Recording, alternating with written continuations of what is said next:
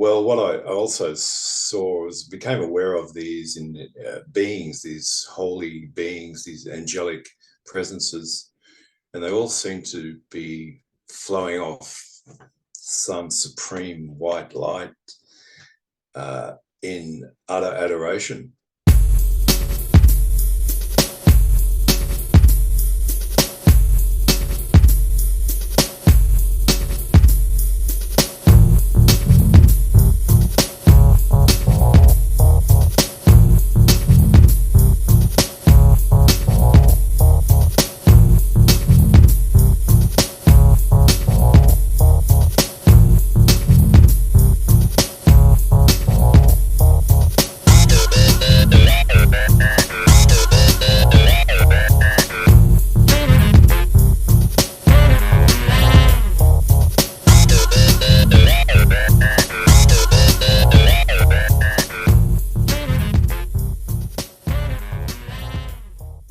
Welcome to Supernormalized, the podcast where we challenge the conventional, break boundaries, and normalize the seemingly supernatural. Join me, CJ, as we explore less uncharted realms of existence and unravel the mysteries of life experience. My treasured listeners, if you have a life story or healing modality or unique knowledge that you'd love to share, reach out to me at Supernormalized, that's Supernormalized with a Z, at proton.me. Let's together embrace acceptance of the supernatural and unusual as what it really is. Completely normal. Today on Supernormalized, we have the second chapter of the David Alan Aeon interviews, and today we talk about what happened to him after, or actually during his Bondi Beach experience, and then what rolled out for him after in his way of understanding the world and his experience of it. It's a very engaging interview when it comes to higher concepts of consciousness and belief and self-understanding and connection to the greater divine. I'm sure you'll enjoy the show. I certainly did enjoy recording it. All right, on with the show. In this episode, there is some sexual content that might be offensive to some people, so trigger warning. Welcome to Supernormalized, David Alan Aeon, or Eon. Should I say Eon? Aeon. Aeon, okay, Aeon. Aeon's different from Aeon in the Gnostic sense. Yeah, I had a dream once where I don't want to steal the show by jumping in here, but I want to say this. I had a dream once where I had this being come to me, and they were showing me this light, and they made this light spark in front of me, and they said to me directly, you know, the power of the Aeon is with you. The power of the Aeon is with you. Do not forget this. The power of the Aeon is with you. And it was one of those dreams, you know, when you have a dream and you come over and you're like, wow, what was that about? That was super powerful. And I had to make a little short film about it, so I did that and put it on YouTube. But yeah, the Aeon is a powerful concept to me. But yeah, sideline there, sorry. But welcome to the show, David. Yes, thank you for having me on again. I look forward to this conversation because we got to that point talking about your experience in Bondi, and then we ended that show because I wanted to bring it into the next show. So can you give us a bit of a recap of, a small amount of a recap leading up to the Bondi event, and then what happened at the Bondi event for you? Well, in 1998, I was instructed by, I suppose, discarnate voice to travel to Bondi, where I'd be shown where I really was, my true situation, and who I really am. And this is on the back of many experiences. There's a Samadhic one I had, and there's other openings or experiences I had based on my experiences doing Cobra breath, pranayama. The Cobra breath is a special technique I was taught. It's an oral transmission, and I had a lot of success with it. So finally, I was beckoned to go. I drove to Bondi Beach. I didn't quite know why I was going there, but I found out later it was on the same parallel as Uluru. So there are telluric lines that run along there, and it's quite a powerful place, actually. I was told to kneel and show some respect for the Divine Mother, well, I've always had respect, but this is like another level of respect. Now, respect is different from worship. So we're not in that field like where you externalize something. It's just a matter of respect. So I did what I was told. And then the beach and all the surroundings disappeared. It was replaced by what I can only describe as some sort of cosmic cathedral and flooded with the most blissful feelings. So the phrase that comes to mind is Satchitananda, which is a Hindu term for being, consciousness, and bliss. So I had those in swathes. So the sense of being who I really was, flooded with the consciousness and awareness of everything, and flooded with bliss and anda. And I was sort of flabbergasted. I didn't realize that a human being could contain that level of consciousness. It sort of astounded me. So it's as if I've been wandering around all these years in some kind of fog or illusory state or dream, and I've just woken up into this true realm.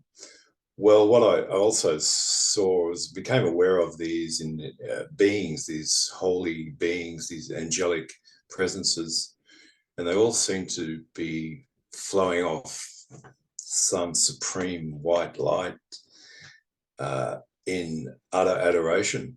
So this also surprised me because, you know, I was kind of into this idea of, yes, samadhi being contacting the 0 point field or the absolute unmanifest, or what's called the direct sea of uncollapsed wave possibilities. But here I was in the presence of a definite, you know, being. So that lasted a while. And then I was brought down to the beach again, and I was looking around at people, and I was shown that most of these people I was witnessing had some entity in them, and the entity looked rather like those medieval woodcuts, a little creature with a tail. Yeah, wow. This also amazed me. I'm not a conventional Christian, never was, but here I'm being confronted with these archetypes and being shown the truth of my condition, which is that most people are, will harbour these entities, and that could be a problem, or it could be part of the training ground that we're in. Because you've heard of this, there's a story of everyone has two wolves, and the one that is compassionate and the one that is greedy and self-centered, and whatever happens to you is dependent on which wolf you feed. Well, it's a bit like that. That's the sort of impression I got. But I was sort of flabbergasted to see this directly, as if there was some software intervention that prevented me, the normal person, from seeing this. And in a sense, it's sort of a cheat sheet, because you're showing this stuff, and it takes away your free will, because there's no way you'd ever want to persist in ordinary baseline consciousness if you could experience this all the time. There'd be no motivation. It'd be pointless. So you think, well, what is this realm that I'm normally in? Is it a feeding ground for parasites, or is it a school, or is it a place of punishment? Is it a karmic farm? And it wasn't. I had to sort these out. I was told by this voice that we can show you exactly how things operate here, but I think what you'd rather do is return to source. So I was offered to return to source, which was kind of a solar source. So the sun actually was important in this, and that's a portal. And I kind of wanted to escape. I said, this is just too overwhelming. So I walked up, what's that street in Bondi? I forget it. Anyway, and it's like the sun was following me, like really weird sensation wherever I went. It says, you're not going to get this opportunity again, so it's up to you. So I thought, I don't know. I've got family. I've got my son, two sons I care about. So was it an offer like you couldn't come back if you went? Is that what? Pretty much, yeah. It's like you're going to drop your body and return to source, because this is hell you're in. But it's up to you. And if you stay here, you need to do the work. Do the work of instructing people in God consciousness and their true sovereignty. Because I felt most people are not truly free. They're controlled by these lower astral entities and thoughts of a base nature, and that's not freedom. So true freedom is embracing your inner divinity, and which people are outsourcing. Most people are outsourcing their divinity to a god, a religion, an ideology. So this is something really profound. So I thought if I was going to remain incarnated in the body, then life would just unfold like naturally from this experience I've had. And yeah, so I decided to stay in the body. But again, the temptations of the world overtook me and arrogance kicked in. So I was understanding that there are temptations at every level. So there's this thing called spiritual materialism, spiritual arrogance. And that was a factor in what happened in the following years. But that was a Bondi experience. So things... A question. Yes? It sounds a lot like an open-eye, strong NN dimethyltryptamine or even 5-MeO dimethyltryptamine experience. Yeah. Well, it's James Orrock who wrote Tryptamine Palace. And I decided to... I had a character called Sven the Poet.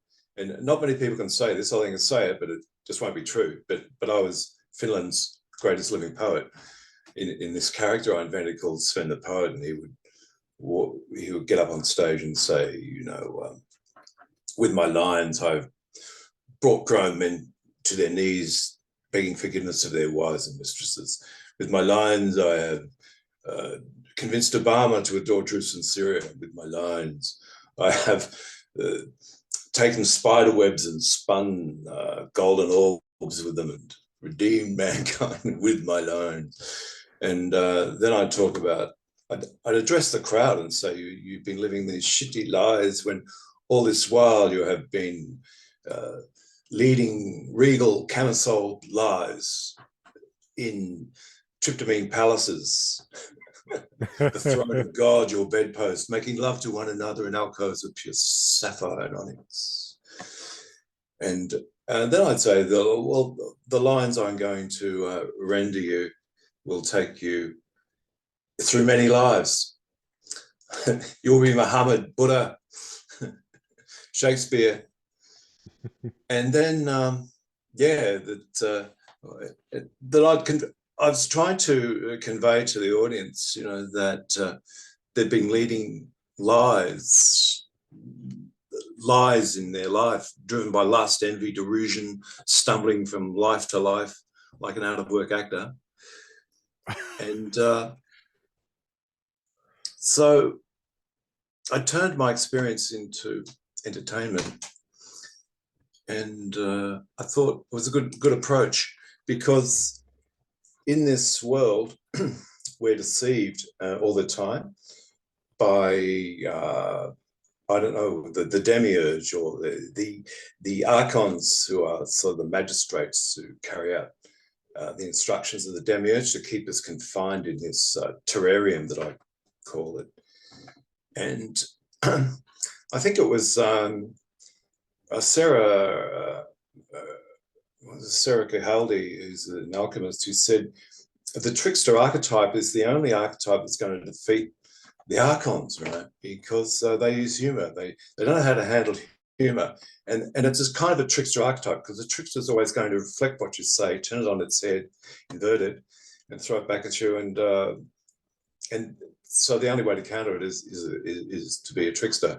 So I utilize the trickster archetype, Yes. which is my tattva, or inclination anyway. Yeah. So it sounds like the divine fool is The somebody. divine fool, yeah. If you take it out of the tarot pack, you'll see that's the fool. The fool is actually an important character. You've got Lear's fool. The fool's always allowed to get away with saying whatever he wants, right, without persecution. So, but if you actually call them out and what's going on, then they will mobilize their forces against you and destroy you. But if you take on the garment of the fool, then you're allowed, because people are thereby going to they either going to take it seriously, or they're going to laugh, but there's something at the back of their head that is going to say there's something in this. This is why all the real truths about this world are transmitted these days through film, media, television shows. You'll be surprised. Like Westworld basically quite graphically tells you how it's done and what's going on. So that's a trickster archetype which I embraced and had fun with. But going on from the Bondi experience, something I realized, a few things flowed from that, which was my understanding of the structure of evil, how it works. People think evil, you've got good and evil, and they counterbalance one another. And there's one on this side and one on that side, but it's not like that at all. It's more like you've got two networks. I call it the Christos network and the demonic network. And they sort of run in parallel. They're adjacent to one another. And the demonic network is always mirroring the Christos network and inverting it.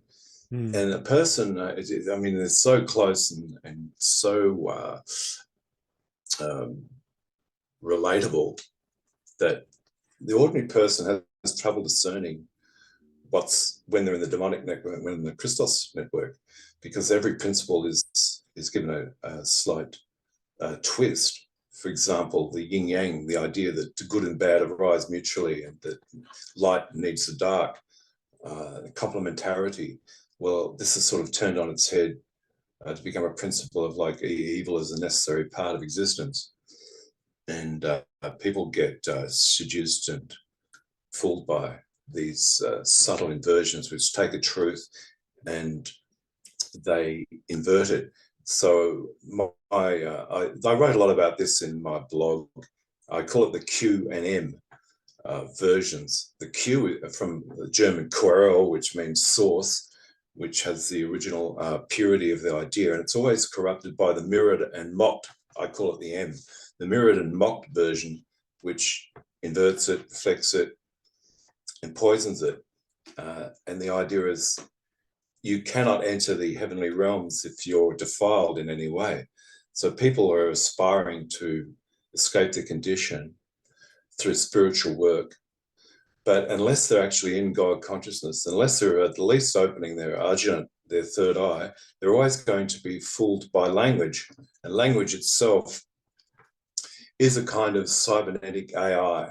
It's a kind of misappropriation of the stellar light codes. Yeah. And it's not with language and intelligence that you're going to break these bonds, but only through the splendor, grace, love, and power of Source. And if you're not in Source, then you're always going to be seduced away or fooled or cajoled or deluded. That's my understanding from the Bondi experience. I also evolved the theory of cogitonics. Now, cogitonics is a theory of the cogiton. So as every schoolboy knows, photosynthesis involves the conversion of light and water. Using light and water, you get sugars and oxygen. The process is complicated. I'll just do a brief run through. You've got chlorophyll, you've got the magnesium ion, which loses electrons, so it creates an exciton, and the exciton moves through the chloroplast to create, through what's known as the Krebs cycle or the phosphorylation. This process is a quantum mechanical process, actually, because the excitons are trying all these possibilities of maximizing the energy functions, and it's as if it goes through all these possibilities, all these timelines, and then decides the path to take, and it collapses all the wave function possibilities. But this can only be done with the intervention of consciousness. So it's clear that although the process of photosynthesis involves consciousness, so where does the consciousness come from to do this? So biology just ignores it, and it tries to explain all these complex biochemical processes as if they're sort of quasi-mechanical, as if they're chemical processes, but they're not chemical processes or biochemical processes primarily at all. They're cognitive process. So the photosynthesis is a cognitive operation more than it is biochemical. It's as if you've got a factory and you've got the raw materials going into the factory, and out comes, I don't know, a Mustang or a Ford or a Bugatti. You don't regard that as a mechanical process. Consciousness is involved. You've got plans, you've got things put together in a way. So these molecules are assembled. They're assembled according to a conscious plan. But how does this happen? Where does this come? Where does this consciousness come from? So I postulated the unit of consciousness with the cogiton. So rewrite the photosynthesis equation with the cogiton. So the cogitons, where do they come from? Well, they come from the sun. So the sun is actually a source of consciousness. So I found that a useful theory, and I'm trying to place consciousness in the center of studying of science, biology, and even cosmology. Mm. And once someone looks at the human body and all the myriad processes going on that are mediated by consciousness, and contacting the source of that, what is it that is doing this? What is it that's running our body and our processes, neural network? It is this divine spark of which the Gnostics speak.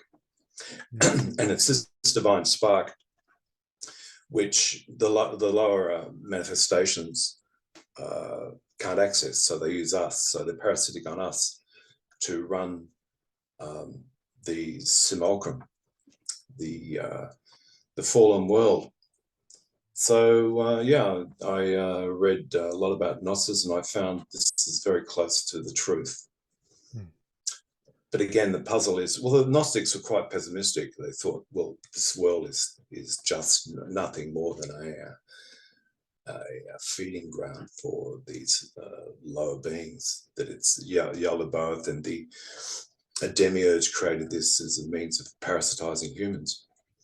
So there's an element of truth in that, which I saw. We do have parasites, and they're primordial.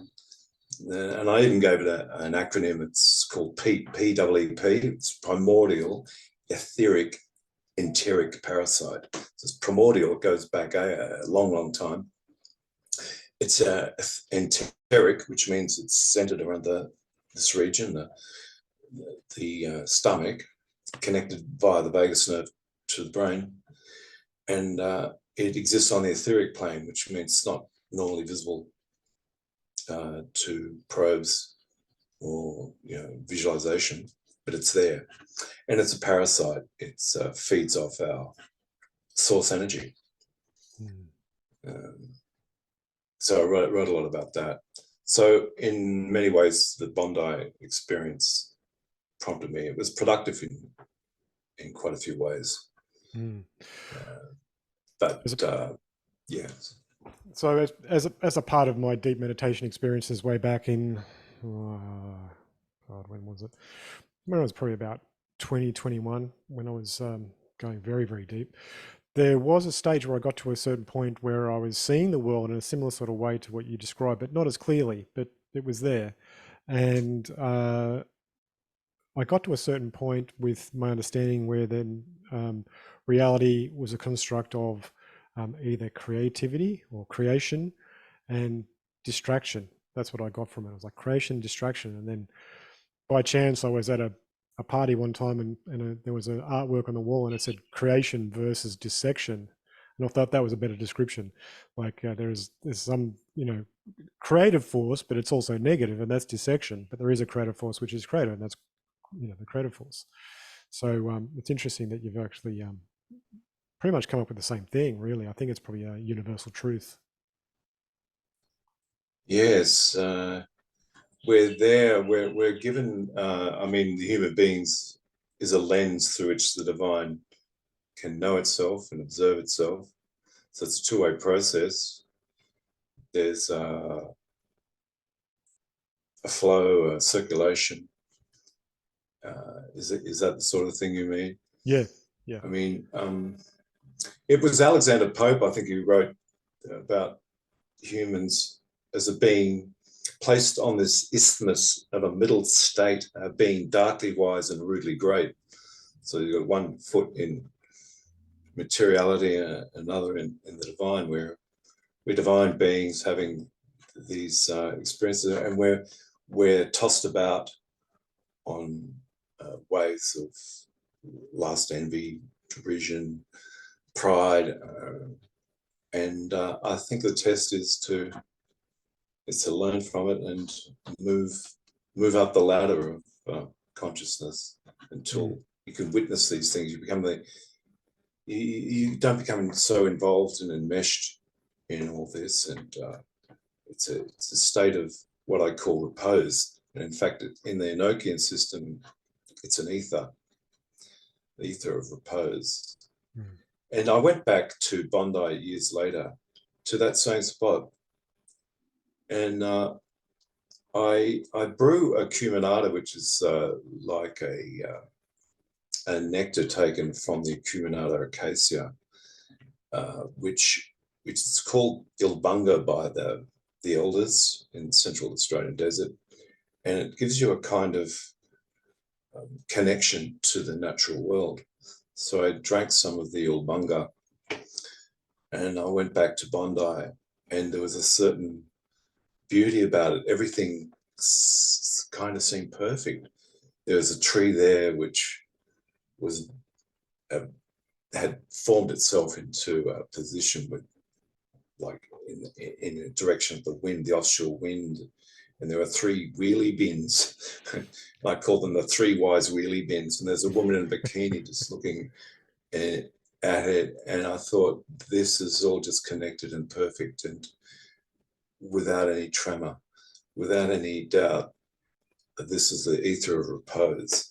So to accept the world in its itness was just as marvelous as being in that dome of heaven all those years before.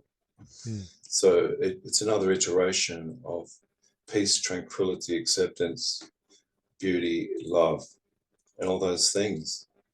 And I think the message was, this is the lesson of what you experienced then, is to come back where you started and to know the place for the first time. So there's a story in that in itself that I think that if we choose to, we can actually live in that sort of space continuously by keeping up that conscious choice of maybe pulling the judgmental observer out of the way and just experiencing. Exactly. And there's always this intermediary, there's always this editorial voice that's saying, this, that, and judging. And it really gets in the way of you apprehending the beauty of the moment.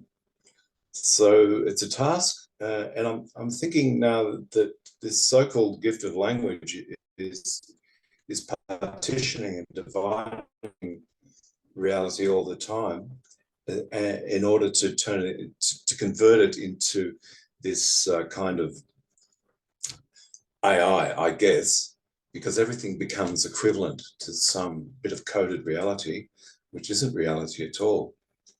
And the Gnostics saw this.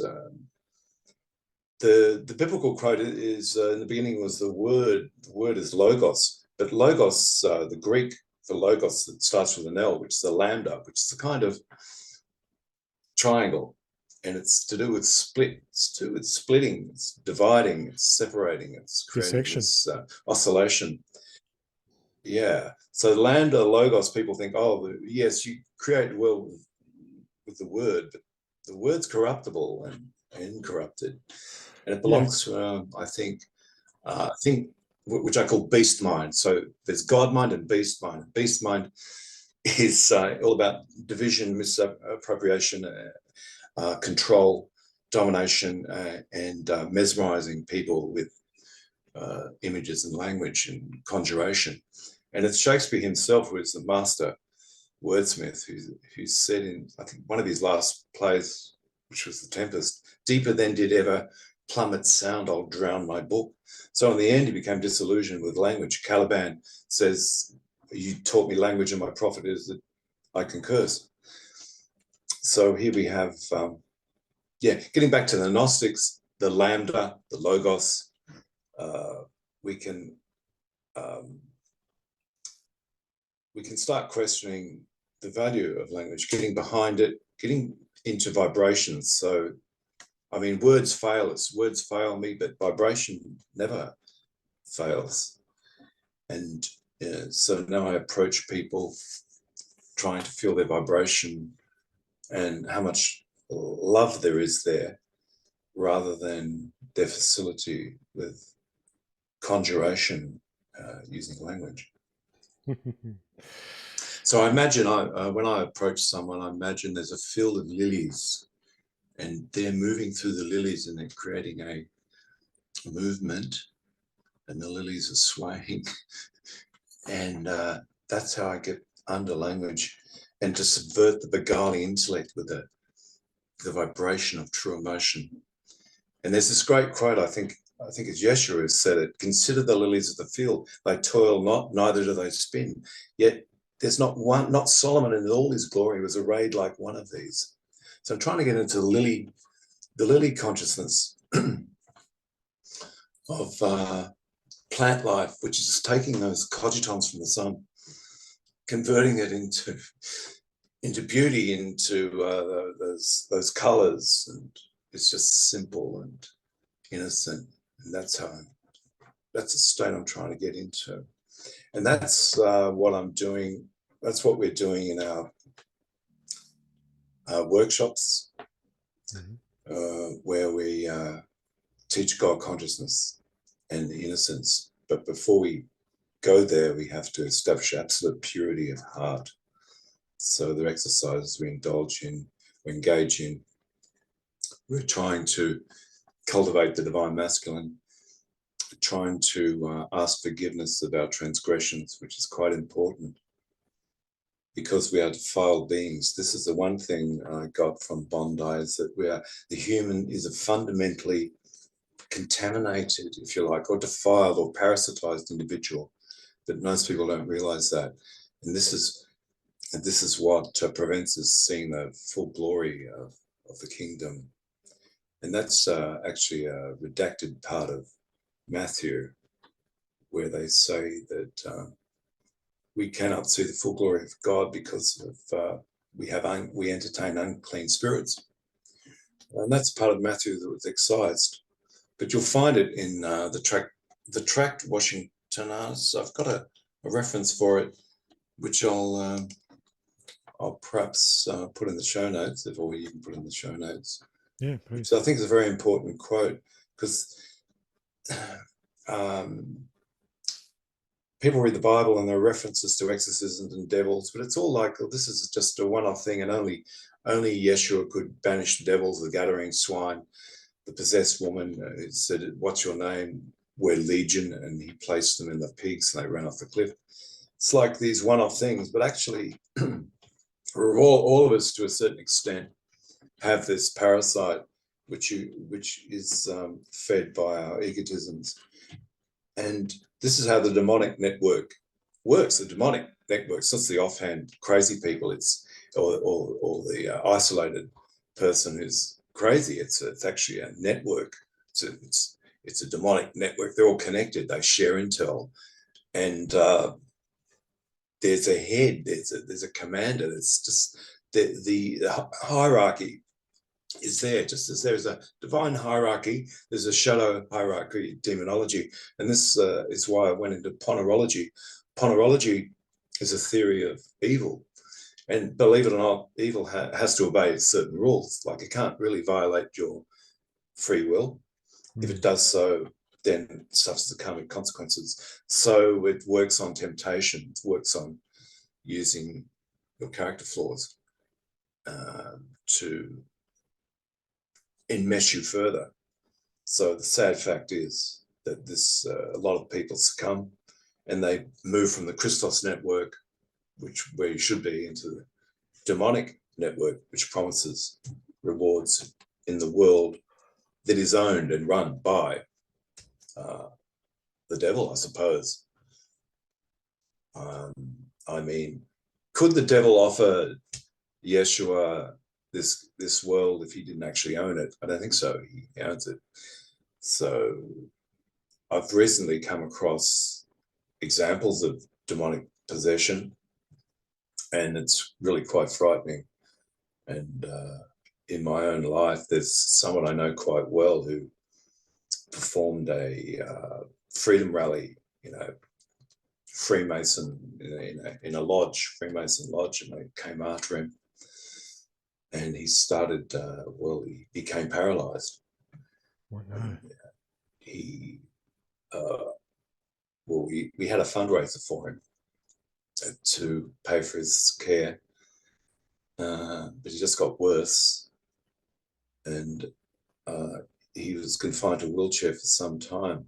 Now, recently I found out that he woke up one night and started babbling demonic stuff, and turned on his carer and said, "You must come over to us." And he got a knife in the kitchen, stabbed himself in the stomach, stabbed her, killed her. Now he's in prison. He's just woken up. Like, he's just like, what happened? And he just didn't know. He was completely possessed. So That's horrific. This is a real danger, and people think this is how the world is being run. By people who've been compromised, and they've lost their spirit and they've sold out. So this is why things are going to have to, there's going to have to be a clean out. And I'm not sure whether it's going to be a coronal mass ejection or a flood or what. But if you read the mythologies, the Egyptian mythologies, there's an indication that there has been coronal mass ejections before. The story of Isis becomes Hathor, and the story about the Netas, the gods became angry because mankind wanted to overthrow them and become like gods. So Ra became angry, and he decided to take out his eye and fling it to the earth. But it was out of compassion. Isis caught it in her horns. You know those pictures of Isis with the horns capturing the sun disk. Well, that's all to do with this event. So Isis becomes Hathor, and Hathor is her protective and angry aspect. So if you go through Egyptian mythology, you find hints that this is what usually happens. Mankind turns the divine. He wants to overthrow the divine. He doesn't want to act from his inner core of being, which is connected to God consciousness, which is the true source of all. And once you realize that, once you've had samadhi, you can't harm another person because you're basically harming yourself. This has become clear to me time and time again. So if you move over to the demonic network where you want to set up your own empire apart from cosmic order, there's always going to be a comeback. And it's usually in the form of the Gaian upheaval, a flood, or perhaps in some instances a coronal mass ejection, or some other cataclysm that the memory of which has been wiped from our records, but is preserved in ancient mythologies. And considering that we're talking about the solar system moving through the galaxy in 26,000 year cycles, these cycles repeat themselves. And we find the same themes recurring, and which is dependent on where the solar system is moving through the zodiac. So all this knowledge has been lost. So these ancient civilizations, of which Hancock talks about, had this profound knowledge, which is being rediscovered and redeployed. I actually found out recently how the pyramids were constructed. It's quite interesting, and it's to do with taking rubble and turning it into a kind of concrete. And this technique was discovered by some French engineer, and he said, "Do you realize this is how they did it? They had these blocks and poured it, and put this mixture in, of which the formula is available, and this is how they built it." And they said, "Oh no, this theory doesn't hold water," no pun intended. But he patented it, and now that technique is used in the building industry. So there we go. I don't know how we got around to that. So, yes, the Bondi Beach event or transmission or upheaval, apocalypse.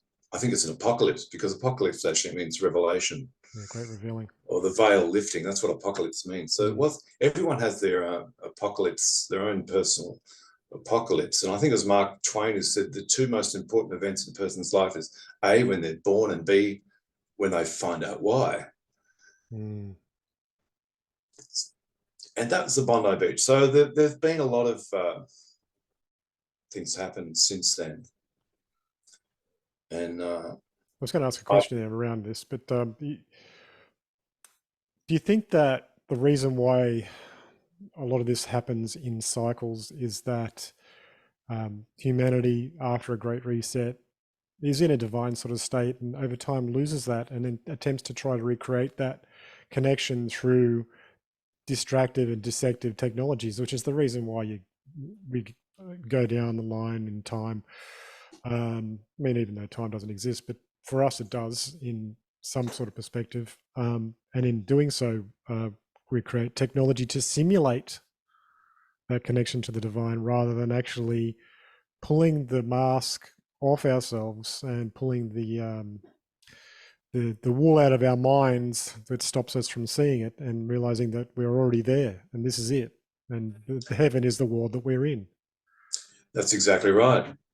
Yeah, so these technologies are deployed to so we can conduct a life without this connection that we really need. It's like spitting in the face of God, of the divine, because we want both.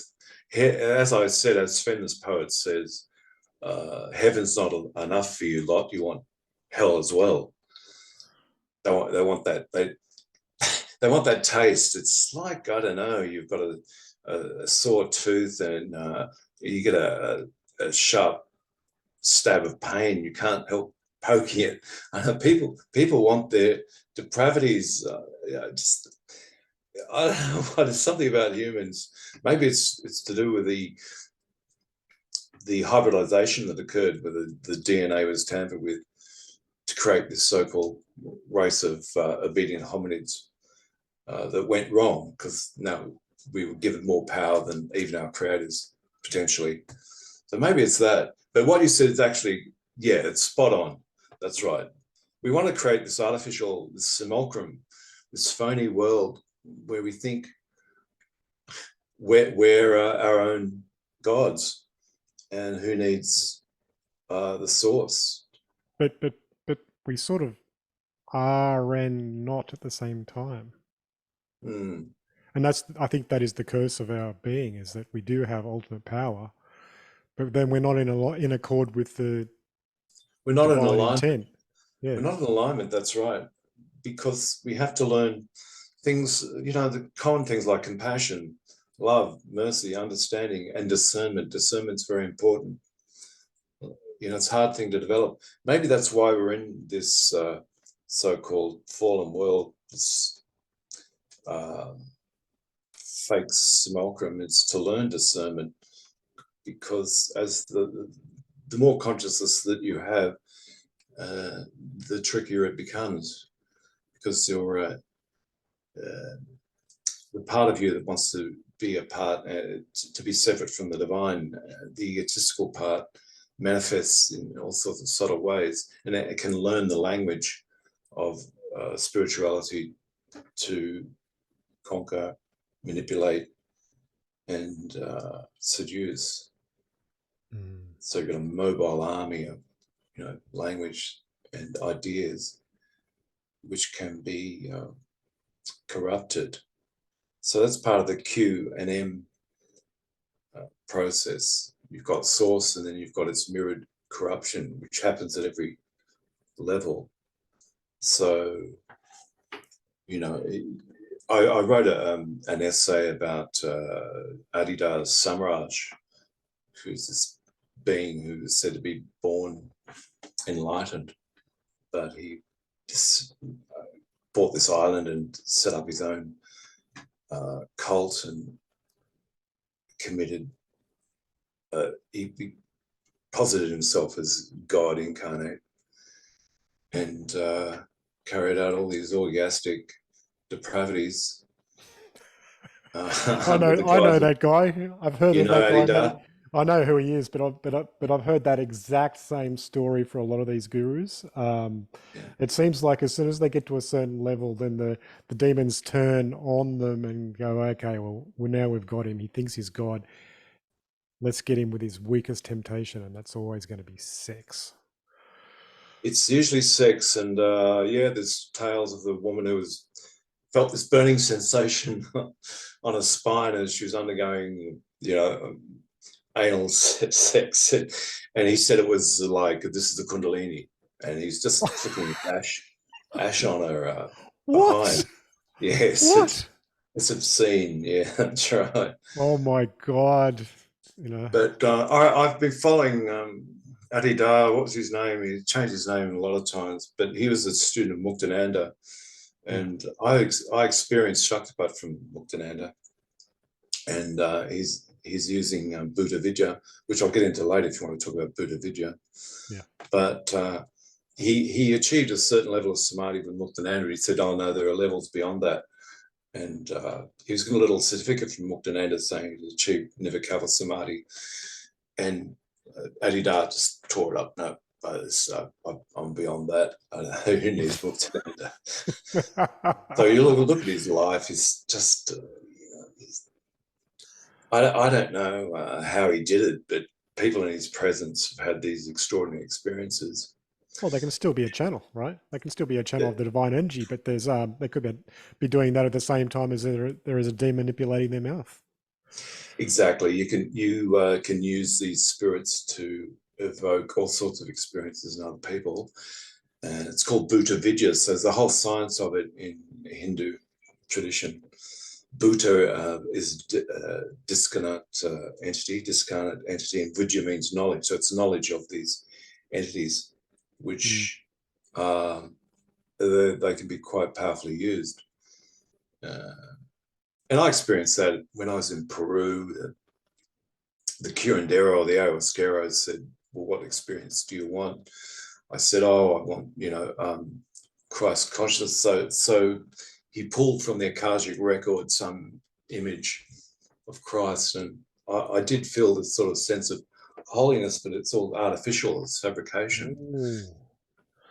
It was like deceptive, like you're just dialing up what you think I want, which is not what I want. I didn't want this sentimental notion. It's like pretty corny. I don't think you understood exactly what I meant. I didn't want this Santa Rhea, holy holy crap, what's going on? So that's when the discernment kicked in. You have to have discernment in all your experiences. And now we've got people entering Aya circles and having all sorts of wonderful experiences that take them off planet. But they're just they're just decorating the walls of their prison. That's very cynical. Well, yeah, it is, I guess. But No, I wouldn't think everyone goes through that and has just decorating walls of their prison. I mean, there are some, I'm sure there's some circles out there that go beyond being basically an ayahuasca bar with music and entertainment. yes, I know. But on the way there, you are presented with diversions and seductions and illusions which you have to deal with. Well, that's part of the process. Right. Like I don't know I've about you and your experiences with Aya, but I've had quite a few where I was shown things and told things, and predictions were made, and I realized they were tests. And I'm getting back to this Macbeth. Macbeth is shown that he could be king, and he's given equivocal predictions about his future. And it's really a test to see if what he's prepared to do to invoke or instantiate those projections. And in the end, he makes the wrong choices. And that's what these ayahuasca spirits know what they're doing, because they'll tempt you. Oh, they'll definitely tempt you, and sometimes they'll even they'll throw up a story that you're meant to believe, and then you may go down that life path and get your ass kicked in, and then you go, wait a minute, that was actually a lesson in itself. That's right.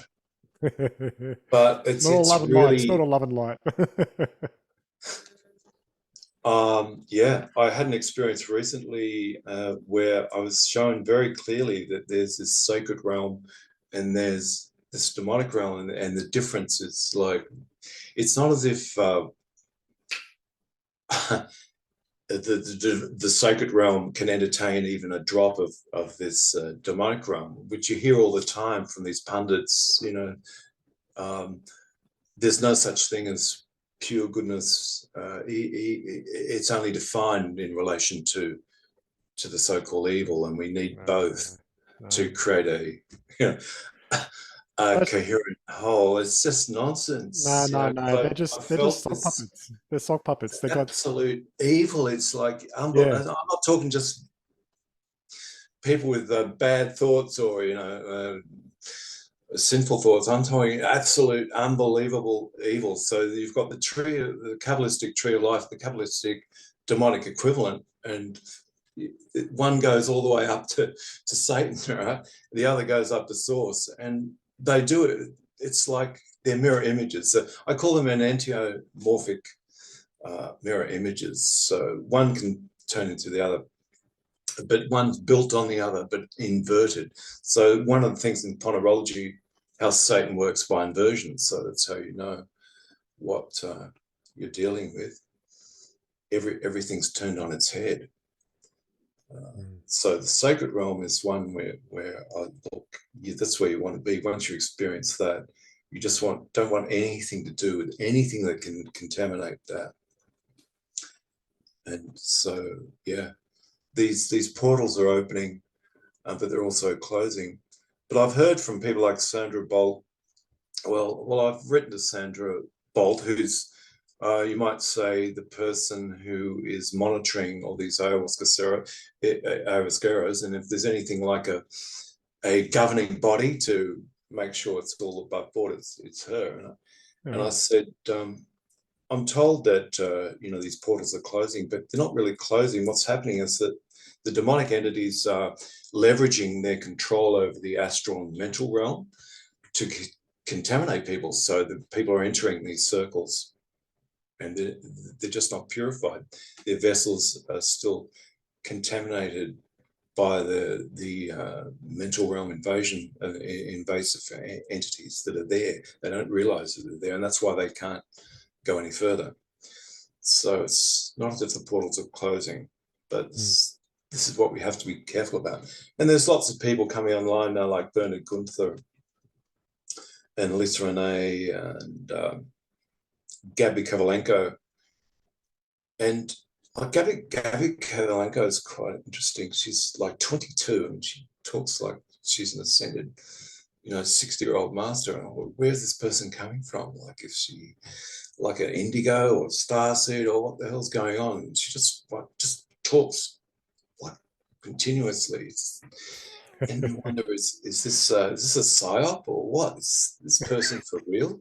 Is she AI? I mean, no, she's not AI, because I saw her interviewed by someone. It's like, you have these deep fakes where you can have an attractive young woman talking like Einstein. I don't know. The world's changing so rapidly. This person was born post 9/11. And, I listened to many of her podcasts, and now she's got quite a few followers. And I'm looking for not so much what she's saying, what she's not saying. Is she talking about the pitfalls of spiritual ascension? Is she talking about the demonic network? Is she warning people about the dangers of the Q&M process? And if she's not, then she's partaking of that system. You know what I mean? Yeah. Okay, so you've realised that there's a lot of distractive sort of elements to the universe, and also people are mostly at this stage in history completely distracted and caught up in would you say like a facade of the truth rather than the actual truth of what being is about. What do you think the solution is? Yeah. What do you think the solution is to that? I mean, there's got to be a way out for people, or a way to start recognizing where they are. I mean, you've done a lot of work in yourself, but what if somebody's just come to this podcast and their mind's completely blown, and they're sitting there right now and they're going, well, what can I do? Yeah, the danger is that the knowledge and understanding becomes a fashion accessory, becomes a style, it becomes a modality, it becomes just the thing of the age. And the other danger is that any true process of ascension and contacting source, there's a danger that's going to be infiltrated. And every single movement that's done this has been infiltrated and contaminated using the QM process. The early Christians, with their practices, the Essenes, obviously were they're activating the Christ, and they were contacting source consciousness. But it only took a few years, and it was taken over by Paul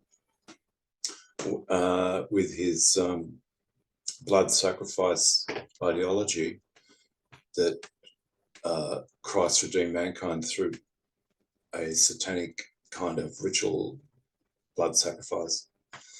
And then we have in 323 the Council of Nicaea under Constantine, holding a huge discussion conference about what texts would enter the canonical Gospels and what wouldn't. Irenaeus deciding that the true Christians, the ones who are contacting the source unmediated, they were apocryphized, put into the slot of unacceptable.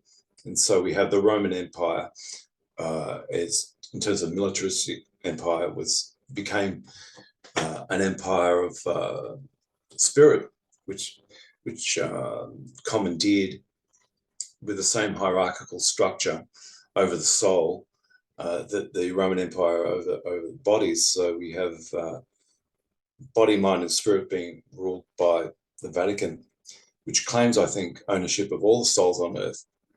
That's what the Seska V Trust is all about. Yeah, right.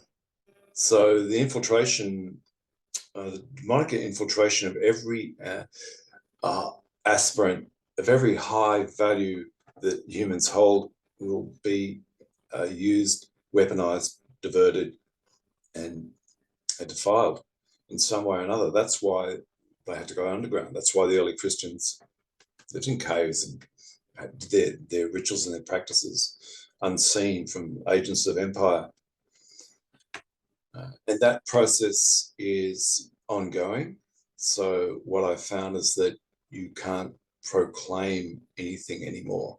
You just have to practice, and that's what we're doing in our small workshops. And we don't promote them that much. We're just in the business of cultivating the divine without constructing an ideology around it or making a fuss about it, because this will just attract the demonic element, which will defile it. This is what happened to the early lodges. Freemasonry wasn't always corrupt. It was infiltrated as a priest castes move into every movement. Priests of Manu, they want to monopolize, they want to monetize, and it's a process that's everywhere. Well, I think we've come to the end of this part number 2, David, and I thought we were going to get on to recording part number 3 next time, and in that one we were going to talk about the AI, the dangers of all of the technology that we're living in and with nowadays. And you said you also had some diagrams and things you wanted to show and talk about. So how do you feel about winding it up now when we'll talk about that one in the next one? That sounds ideal. Yeah, that's fine. Excellent, excellent. Okay, well, let's say goodbye to the audience right now, and thanks to everyone for listening, and bye from me, and bye from David, I guess. Okay, bye-bye. Thank you. All right.